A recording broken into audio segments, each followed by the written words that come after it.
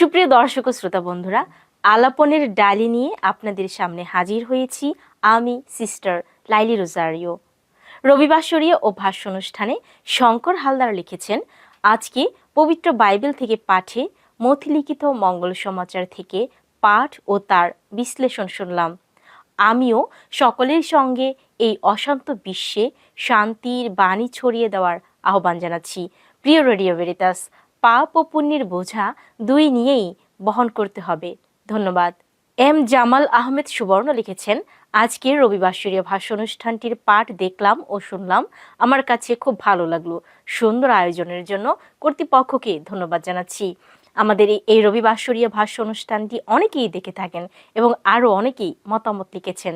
তাদের মধ্যে তপন বসাক, ব্লিন গনসালভেস, প্রার্থনায় জীবন, জন সম্রাট, প্রশান্ত অধিকারী, Richard Rosario, Mehedi Hasan Mamun, happy সর্দার, লক্ষণ কুণ্ডু এবং আলপনা এক্কা। আপনাদেরকে অসংখ্য ধন্যবাদ জানাচ্ছি আপনাদের মতামত ব্যক্ত করার জন্য। বন্ধুরা, আমাদের পরবর্তী অনুষ্ঠানটি ছিল পরিবার বিষয়ক অনুষ্ঠান। হীরামন শেখ লিখেছেন, যৌতুক নিয়ে সচেতন করার জন্য ধন্যবাদ। যৌতুক প্রথা একটি সমাজের মাথা ব্যথার কারণ। আসুন সকলে মিলে আওয়াজ তুলি, যৌতুক মুক্ত সমাজ গড়ি। মেরি বিশ্বাস লিখেছেন, প্রোগ্রামটা ভালোই লেগেছে।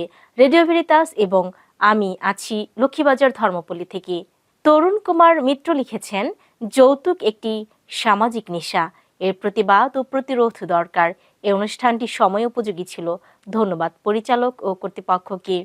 শাহাদাত হোসাইন লিখেছেন, যৌতুক নিয়ে সচেতন করার জন্য আরভিএকে ধন্যবাদ জানাই। কুমার আলোক লিখেছেন, বাংলার লোকজ সংস্কৃতিতে গম্ভীরা একটি অনন্য সম্ভার। সমাজে ঘটে যাওয়া বিভিন্ন সংহতি তুলে ধরা হয় গম্ভীরার ছন্দে।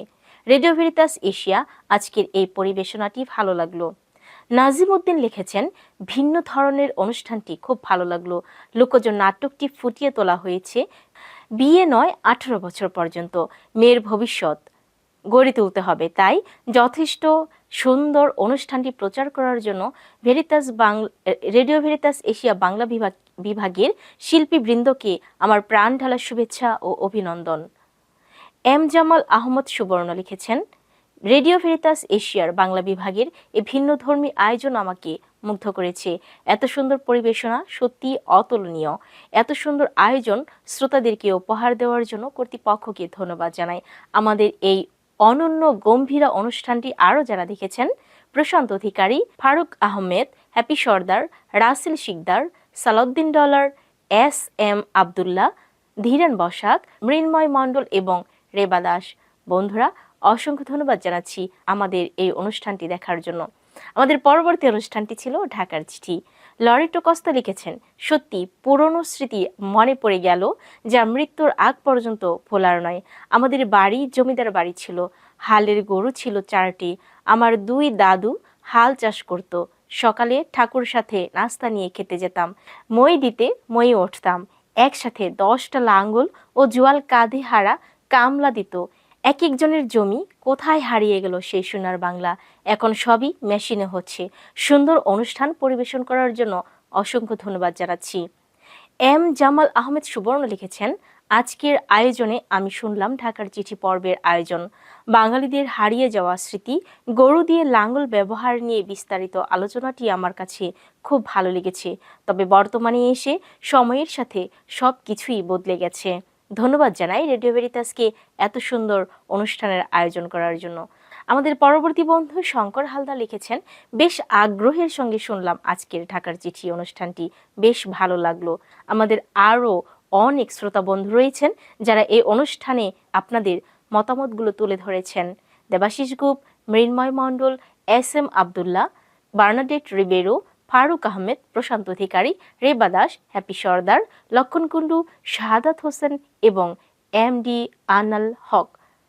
বন্ধুরা, আপনাদেরকে ধন্যবাদ জানাচ্ছি আপনাদের এই মতামত তুলে ধরার জন্য। আমাদের পরবর্তী অনুষ্ঠানটি ছিল সংলাপ। সুনন্দা চন্দ্র দাস লিখেছেন, অনেকদিন পর রেডিও ভেরিতাস এশিয়া গৌরবমোহন দাসকে দেখলাম, সুন্দর উপদেশ পাইলাম। আমার মনে দুঃখ, বর্তমানে বাংলাদেশের সাম্প্রদায়িকতা বৃদ্ধি পাচ্ছে। তা থেকে মুক্তির উপায় হলো সংলাপ, মানে একে অপরকে সম্মান করা, নিজের মতবাদকে অপরের উপর চাপিয়ে না দিয়ে অপরের মতামতকে সম্মান ও গুরুত্ব দিয়ে জীবন অতিবাহিত করা। সব ধর্মেই পরকাল বলে একটি জগৎ বিশ্বাস করে এবং তা মেনে নেওয়াটা জরুরি হয়ে দাঁড়িয়েছে। ধন্যবাদ গৌরমোহন দাস। আমাদের পরবর্তী বন্ধু সালাউদ্দিন ডলার লিখেছেন, চমৎকার আলোচনার জন্য গৌরমোহন দাস এবং রেডিও ভেরিতাস এশিয়াকে ধন্যবাদ জানাই। জাকির হোসেন লিখেছেন, সংলাপ অনুষ্ঠানটি শুনলাম, গৌরমোহন দাসের সাক্ষাৎ কথোপকথন বেশ ভালো লাগলো, পরবর্তী অনুষ্ঠানের অপেক্ষায় রইলাম। সুদীপ্তা ঘোষ লিখেছেন, সংলাপ শীর্ষিক অনুষ্ঠানের নাম চয়ন সার্থক। ওসমান গনি লিখেছেন, অনেক ভালো লাগলো, অনেক অনেক ধন্যবাদ, কৃতজ্ঞতা ও মুগ্ধতা জানাই আজকের একটি সুন্দর আয়োজন করার জন্য আরভিএকে।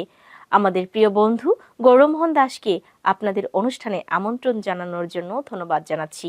আমাদের বন্ধু মৃন্ময় মণ্ডল লিখেছেন, ভালো লাগলো বরিষ্ঠ শ্রোতা বন্ধু শ্রী গৌরবাবুর সাক্ষাৎকারটি, ধন্যবাদ জানাই আপনাদের উভয়কে, ভালো থাকবেন, নমস্কার।